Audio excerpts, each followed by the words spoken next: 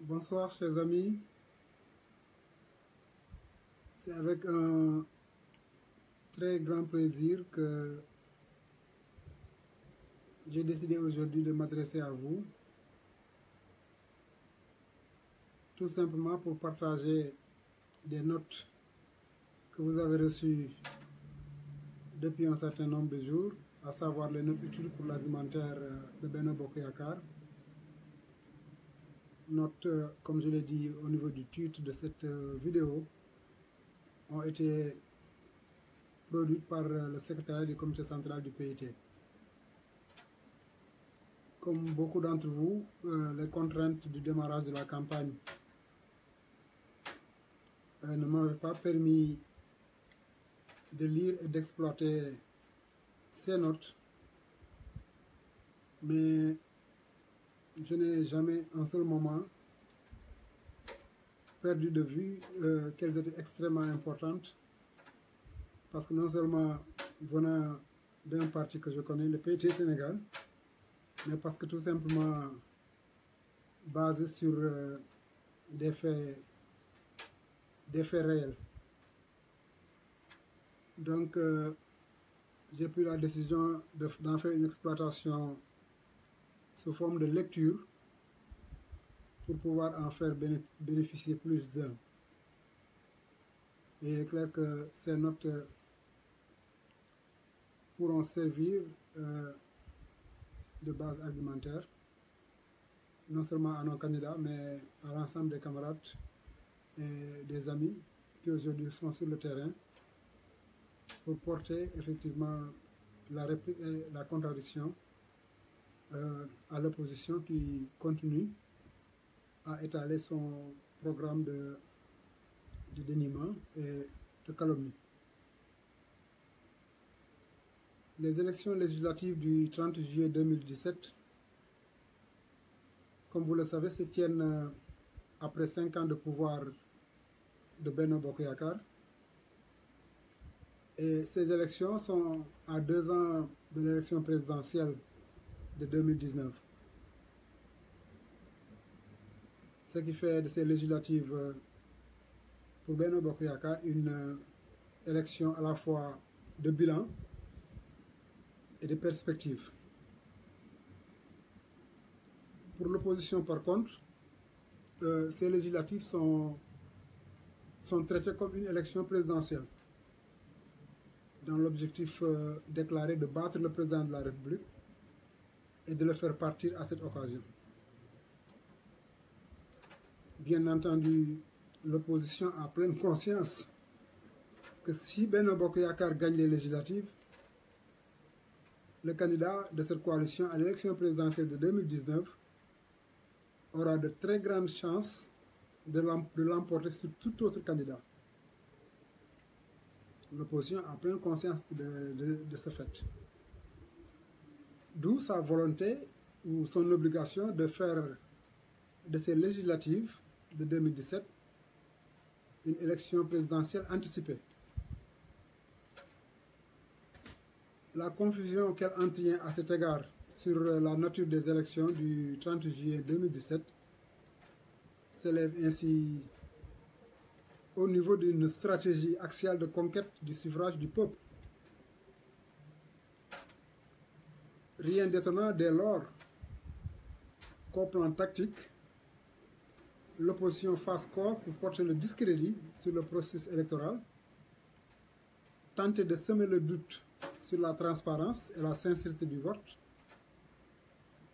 aux fins de contestation des résultats, si ceci lui était défavorable. Le projet, faut-il le rappeler, est de plonger le pays dans l'instabilité et la violence comme dernier recours pour arriver au but escompté: faire partir le président de la République à l'issue des législatives. Et déjà, vous avez entendu l'un des candidats venus récemment, à savoir le président Wade, qui d'ailleurs est beaucoup plus pressé que l'opposition, parce que les gens pensent faire partir le président Sall après les législatives, mais lui il disait que son avion est là et que si le président était prêt, il pouvait demander à ce que l'avion attende jusqu'au lendemain pour le prendre. Voilà donc l'opposition que nous avons dans ce pays. Donc à cet effet, les arguments sont construits autour du bilan des 5 années de pouvoir de Benno Bokk Yakaar pour démontrer que le pays va mal, que les populations en ont assez, que les gouvernants se sont enrichis illicitement, notamment la famille du président de la République qui s'est approprié les ressources en pétrole et en gaz du pays, et que de toute façon, ce pays est vendu à la France. Là aussi, vous vous souvenez, lors du discours du président Wade, et même lors de certaines visites qu'il a eues au niveau des autorités religieuses, il disait très clairement qu'il est venu parce qu'on lui a dit que les Sénégalais étaient fatigués, que le pays allait mal. Donc voilà les arguments sur lesquels l'opposition se fonde pour considérer qu'elle doit remporter les législatives. Autant d'arguments dont la nature subversive ne devrait échapper à personne. Des arguments d'ailleurs que Benno Bokk Yakaar devrait pouvoir contrer pour continuer à bénéficier de la confiance du peuple et remporter les législatives du 30 juillet 2017 dans la paix civile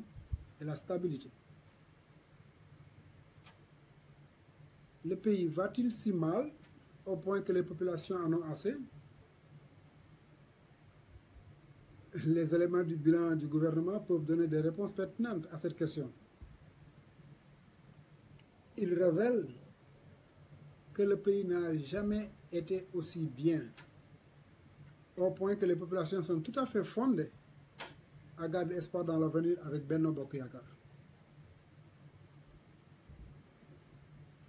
En effet, la richesse d'un pays est mesurée chaque année par le niveau de son produit intérieur brut, PIB,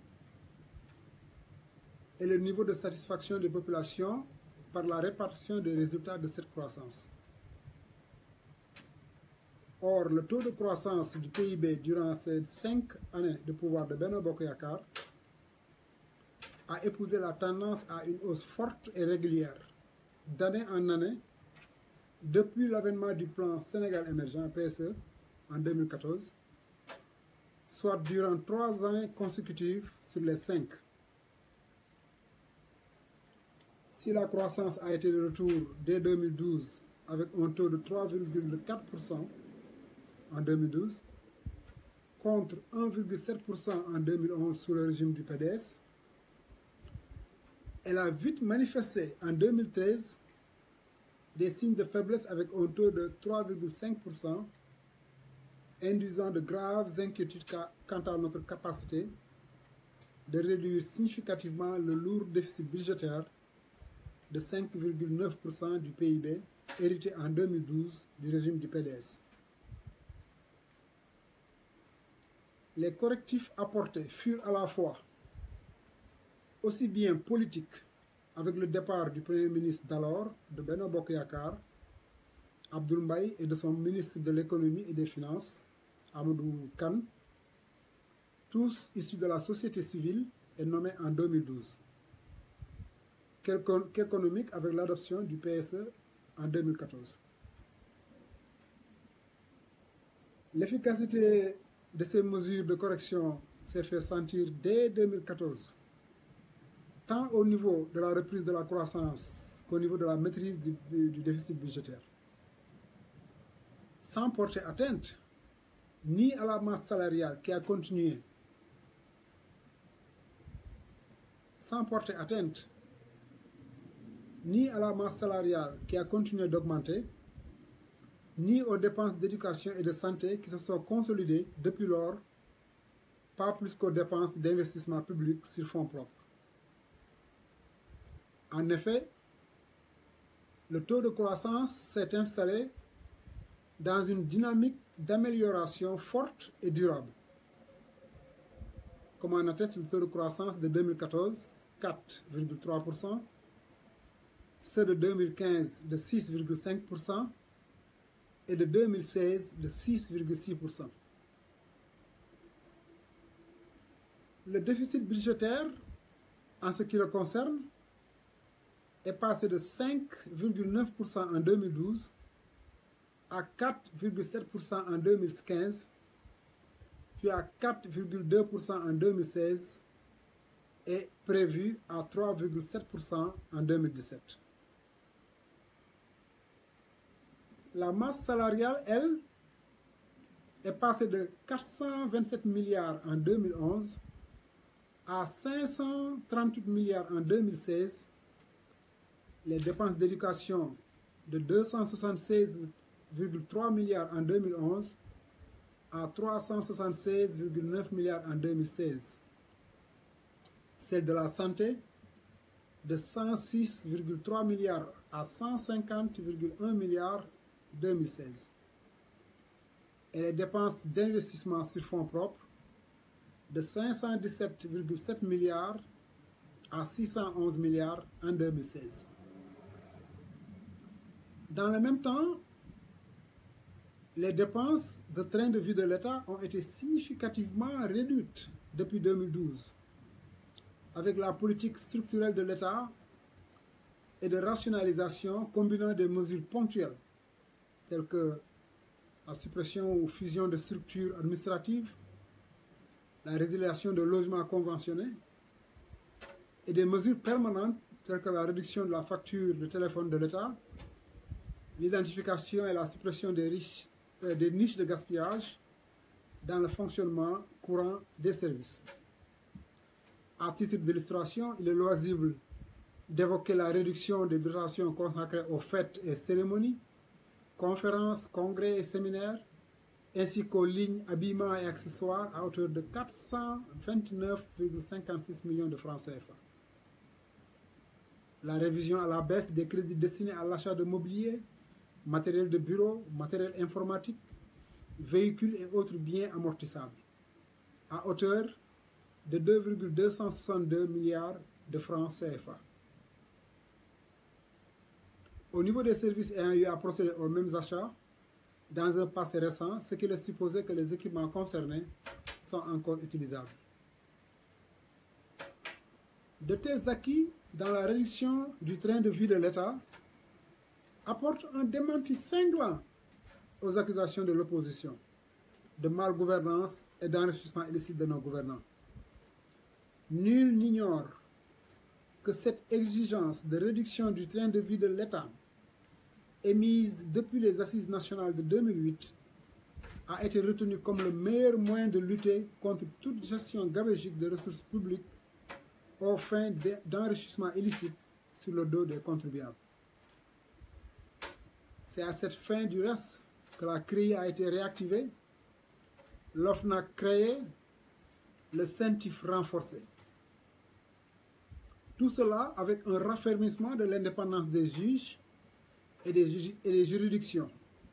suite à la réforme récente du statut général des magistrats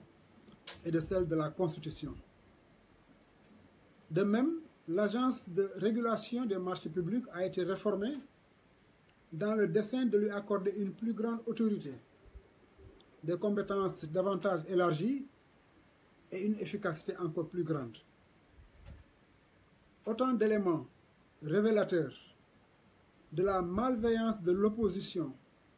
réduite à sériner des accusations d'accaparement illicite du pétrole sénégalais par le frère du président de la République et à orchestrer par ce biais une grosse cabale contre ce dernier dans l'espoir de porter atteinte au moral du chef de l'État par ce discrédit infamant. Ces accusations fallacieuses ne sont en fait qu'une tentative de l'opposition de masquer les acquis incontestables du gouvernement dans sa lutte contre la corruption, les détournements de deniers publics et l'enrichissement illicite. Autrement dit, de telles arguties procèdent d'un stratagème dont la finalité manifeste est d'éviter à certains des ténors de l'opposition de souscrire à l'exigence de rendre compte de leur gestion devant la justice. C'est bien pour cela qu'elle politise toute procédure judiciaire entamée par le pouvoir après exploitation des rapports de l'Inspection générale d'État IGE ou de la Cour des comptes dans le respect des procédures de réduction des comptes. C'est ainsi que de Karim Wade, inculpé, jugé et condamné pour enrichissement illicite, à Khalifa Sall entre les mains de la justice pour sa gestion de la caisse d'avance de la mairie de Dakar, cette politisation des affaires tente de promouvoir l'impunité contre prime à l'engagement politique partisan. Khalifa Sall lui-même en donne une preuve éclatante quand il reconnaît avoir géré cette caisse d'avance comme ses prédécesseurs,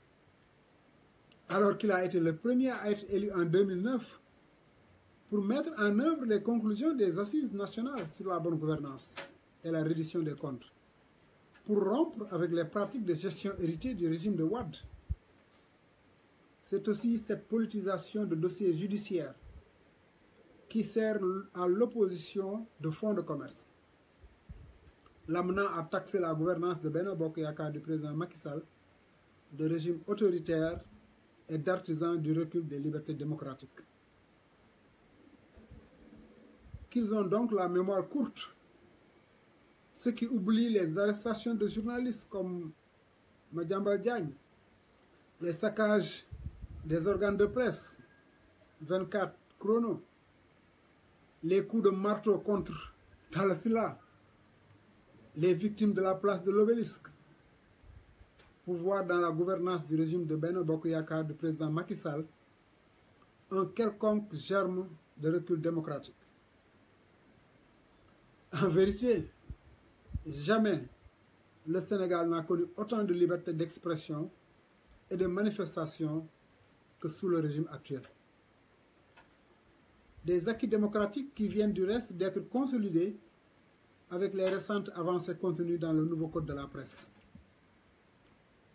On le voit bien, c'est faute d'arguments crédibles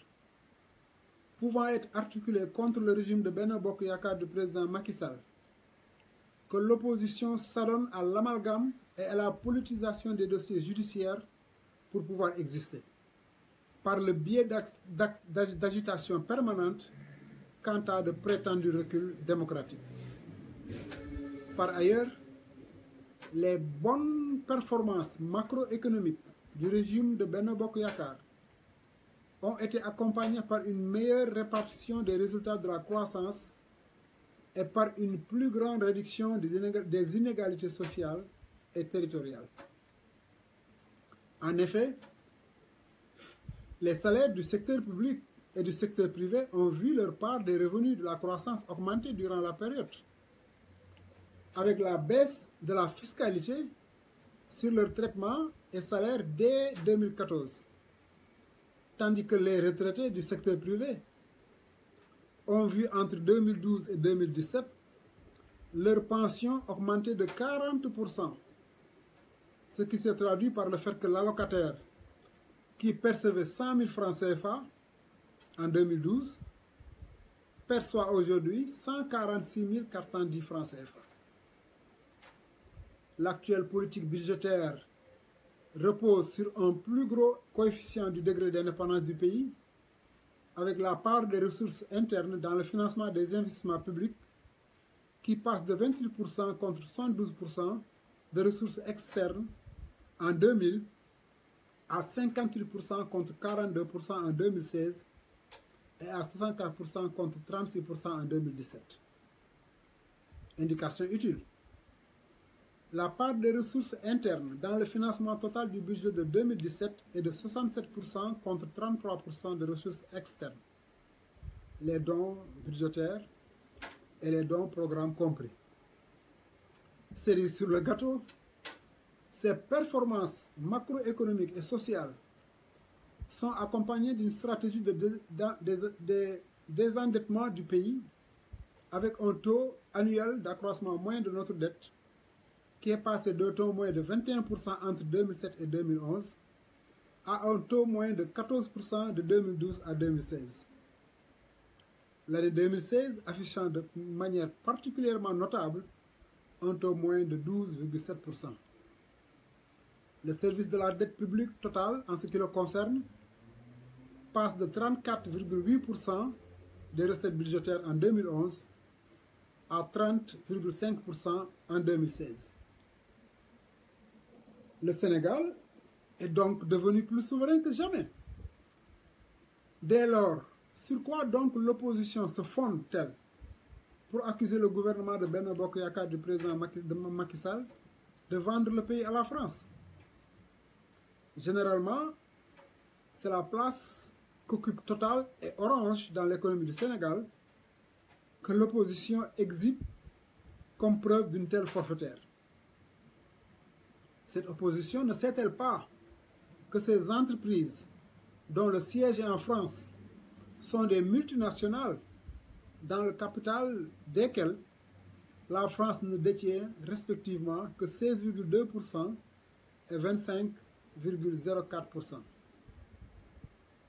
Ces deux multinationales sont plus américaines que françaises. De la même manière que Sonatel, où l'État sénégalais détient 27% et les employés 6%, n'est pas une entreprise nationale, ni française, avec les 42% du capital détenu par Orange, qui est une multinationale. Cette opposition semble ignorer que France Télécom, où l'État français ne détenait que 27% du capital, est devenu depuis 2013 Orange, avec 25,04% pour l'État français dans le capital, le personnel n'y détenant que 5,08%. Comparativement au Sénégal, l'État français et les employés détiennent moins dans Orange que l'État du Sénégal et les employés dans Sonatel. Comparativement au Sénégal, l'État français et les employés détiennent moins dans Orange que l'État du Sénégal et les employés dans Sonatel. Cependant, les Français, pouvoir, opposition et société civile confondues, n'ont jamais considéré France Télécom ou Orange comme une entreprise française, alors qu'au Sénégal, l'opposition perçoit Sonatel comme une entreprise française. Donc, en dépit de leur nationalisme autoproclamé, eux qui ne sont jamais battus pour l'indépendance nationale, et même ont réprimé quelque part ceux qui se sont battus pour cela, cette opposition prouve par cette accusation qu'elle est encore habitée par le complexe du colonisé, qui fait voir partout la toute-puissance du colon. Un complexe du colonisé qui l'empêche de prendre la pleine mesure de la portée nationale,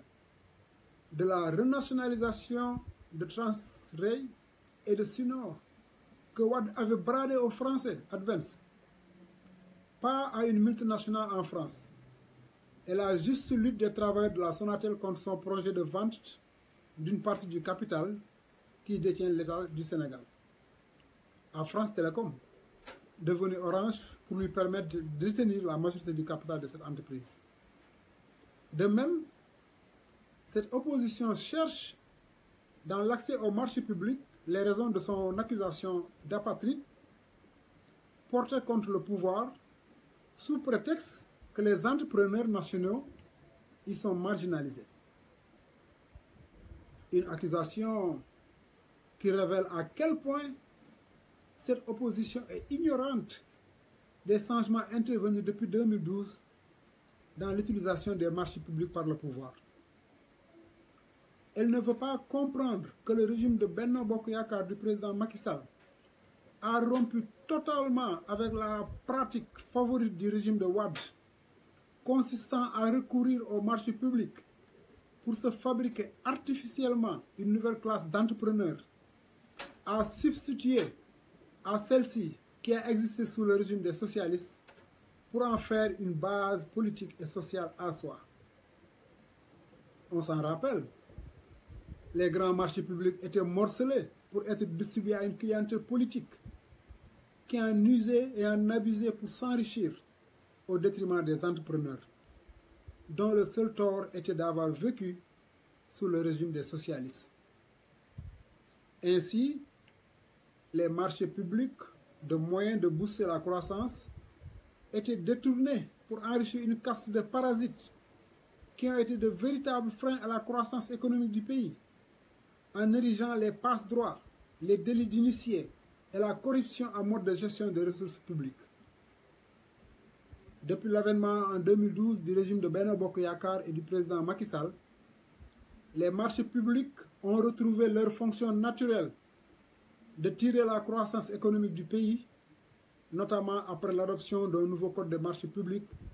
qui met l'utilité publique, la rentabilité et la compétitivité au cœur de l'accès des marchés publics, au cœur de l'accès aux marchés publics. De sorte que l'on n'a pas accès aux marchés publics parce qu'on est sénégalais, mais l'on y a accès parce qu'on a une offre utile, rentable et compétitive. Cependant, pour aider les entrepreneurs sénégalais à réunir les nouvelles conditions d'accès aux marchés publics,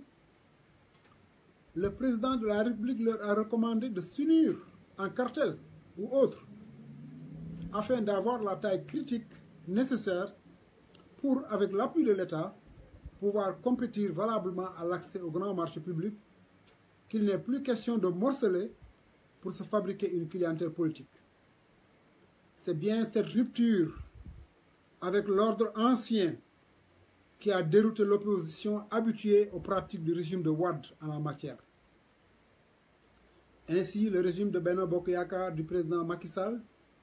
n'est ni chauviniste, ni anti-français, ni pro-américain ou chinois, ni pro-saoudien ou anti-qatari. Il est exclusivement pro-Sénégal, pro-Afrique et pro-Oumma islamique. Il ne promeut dans sa politique de coopération internationale que les intérêts fondamentaux de ces trois entités. Pour cela, le Sénégal n'a jamais été aussi indépendant, aussi prospère et aussi respecté au plan international. Et il faut vraiment être victime d'un complexe du colonisé pour ne pas se heurter à cette évidence faisant la fierté de tout patriote sénégalais ou africain. Du reste, n'est-ce pas fort de cette indépendance que le gouvernement de Benno Bokk Yakaar du président Macky Sall a mis en œuvre des politiques publiques qui le mettent souvent en contradiction avec les institutions de Bretton Woods, puisque non conformes aux politiques libérales qu'elle impose au monde entier. Des politiques publiques non libérales qui peuvent être illustrées par les éléments ci-dessous. D'abord, concernant la richesse créée dans le secteur privé moderne, les entrepreneurs du secteur privé ont vu leur part dans la valeur ajoutée nationale de ce secteur passer de 47,2% en 2011 à 42% en 2015, alors que celle des salariés est passée de 46,6% en 2011 à 50,5% en 2015, tandis que celle de l'État est passée de 6,2% à 7,3% dans la même période. Assurément, c'est l'augmentation de leur impôt sur leurs bénéfices qui est passé de 25% sous le régime du PDS à 30% dès 2014 et la baisse des taux d'impôt sur les salaires qui en sont la cause. Cette augmentation relative des revenus des salariés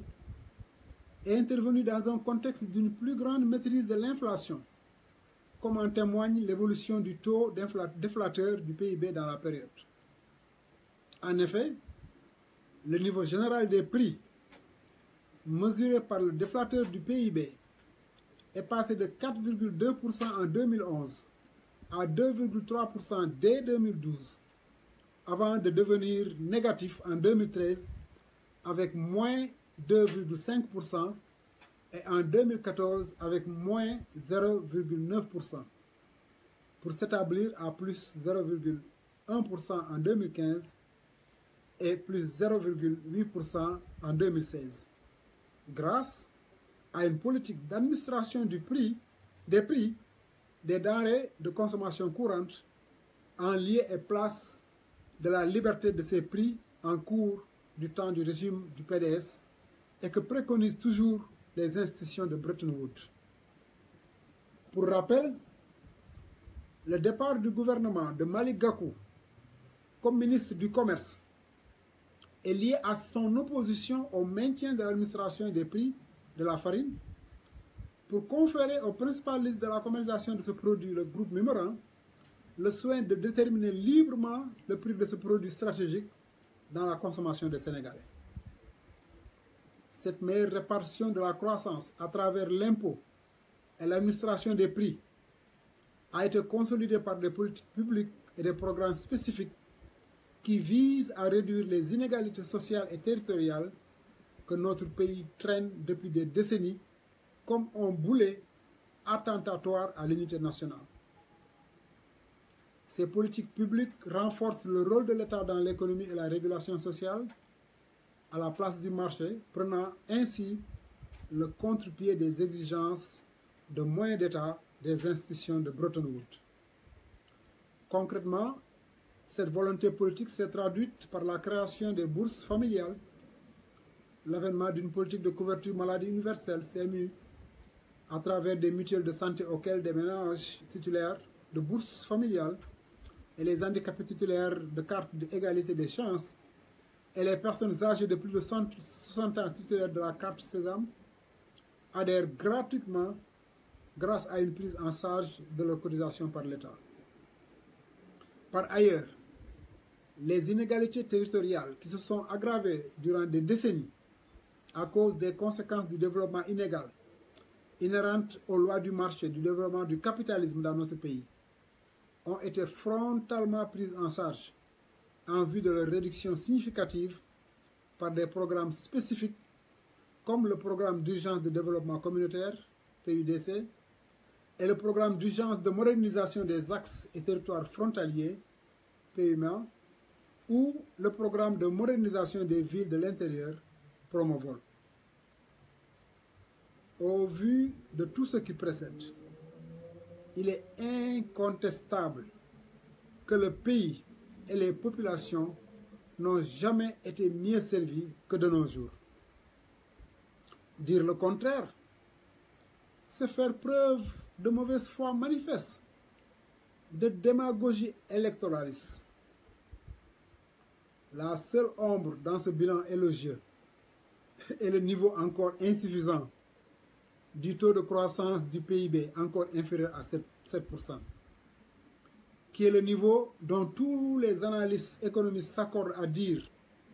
qu'il doit être atteint de façon durable et stable pour pouvoir réduire significativement le chômage. Pour cette raison, le niveau du chômage dans notre pays reste encore important. En effet, le taux de chômage est passé de 15,7% en 2015 à 16,6% en 2016 pour atteindre 22,7% au premier trimestre de 2017. Une aggravation surtout manifeste en milieu rural où le taux est passé de 12,8% en 2015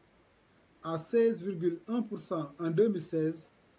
et à 22,7% au premier trimestre de 2017. Tandis qu'en milieu urbain, le taux de chômage est passé de 18,6% en 2015 à 16,3% en 2016, avant de remonter à un taux de 18,5% au premier trimestre de 2017. D'où la pertinence du recours au domaine communautaire agricole, DAC, pour lutter contre le chômage en milieu rural, tout en renforçant les politiques publiques de subvention des prix du matériel, des facteurs de production dont l'engrais et les semences, pour moderniser l'agriculture et élever sa productivité, afin de relever l'emploi rural. Il faudrait tout de même noter que cette forte progression du chômage est accompagnée d'une forte augmentation de l'emploi salarié, tant au niveau national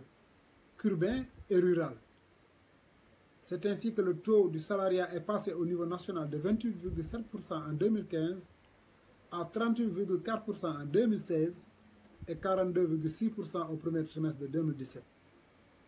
Tandis que de 87% des salariés qui vivaient en milieu urbain contre 14% en milieu rural ne sont plus que 69,9% en milieu urbain contre 30% en milieu rural au premier trimestre de 2017. Avec le PSE, l'emploi salarié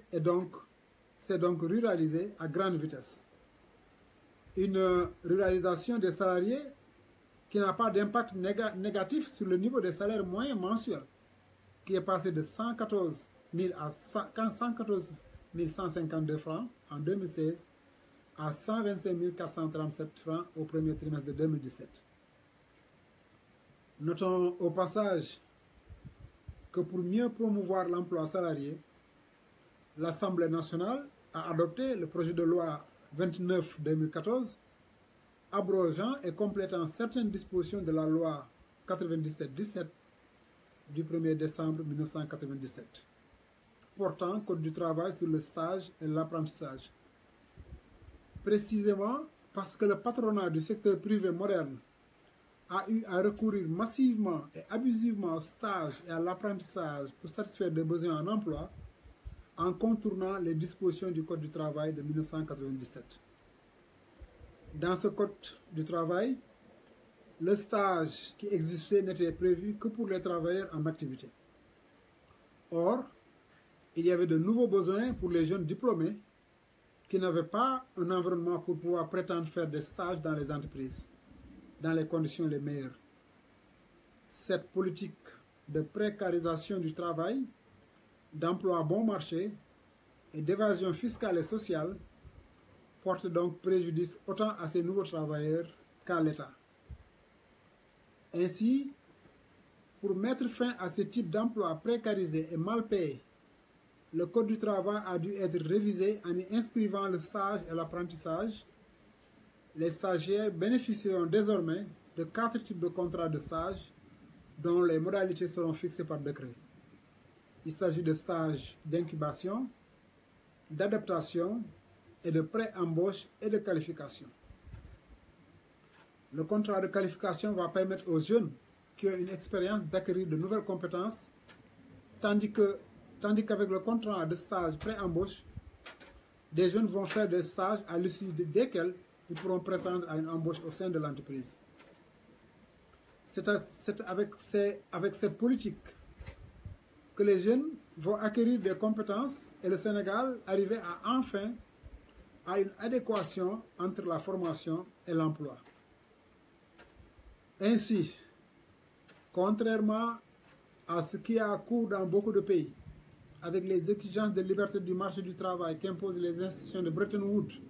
par exemple en France où le Code du travail est révisé pour plus de flexibilité et où la fiscalité sur les profits des entreprises est réduite, sous prétexte de favoriser la création d'emplois aux fins de lutter contre le chômage des jeunes, le Sénégal a choisi librement de faire contribuer les profits des entrepreneurs au financement du budget national